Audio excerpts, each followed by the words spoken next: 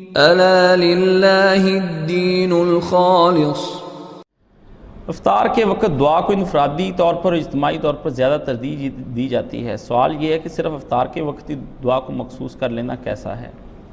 دیکھیے میرے عزیز، اجتماعی ہو یا انفرادی ہو، دعا اللہ کے پیارے پیغمبر صلی اللہ علیہ وسلم نے کبھی بھی افطار کے وقت نہیں مانگی ہے۔ یہ سب خود اپنے ڈھکوسلے ہیں مسلمانوں کے۔ اللہ اکبر کی آواز آئی، بسم اللہ کر کے روزہ کھولیں، اللہ اللہ اور خیر صلی اللہ۔ آپ کو لمبی چوڑی دعاؤں کے اندر نہیں پڑھنا چاہیے۔ یہ قطعاً سنت کے جو ہے تائید میں نہیں یہ بات جاتی، بلکہ سنت کی مخالفت میں یہ بات جاتی کہ آپ افطار، باقی دعا کا کوئی وقت ایسا نہیں کہ جس میں ممانعت کر دی گئی ہو۔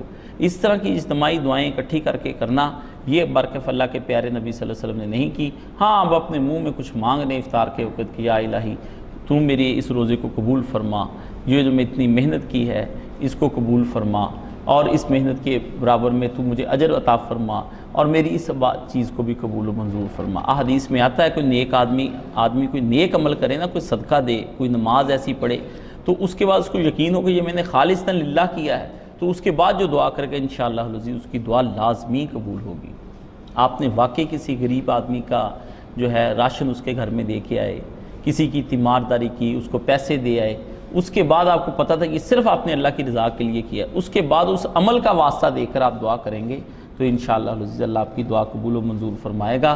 مثال کے لیے بس مختصر اشارہ کر دوں، وہ 3 آدمی جو غار میں پھنس گئے تھے، انہوں نے کیا کیا تھا؟ انہوں نے پھر اپنے اپنے نیک اعمال کا اللہ کو واسطہ دیا کہ یا اللہ ہم نے یہ نیک اعمال کیے ہیں، تو ان کو مد نظر رکھ، وہ خالصاً تیری رضا کے لیے کیے تھے، اس لیے تو ہماری دعا کو قبول و منظور فرما۔ ایسی دعائیں اللہ تعالیٰ ضرور قبول و منظور فرماتے ہیں۔ اگر کوئی شخص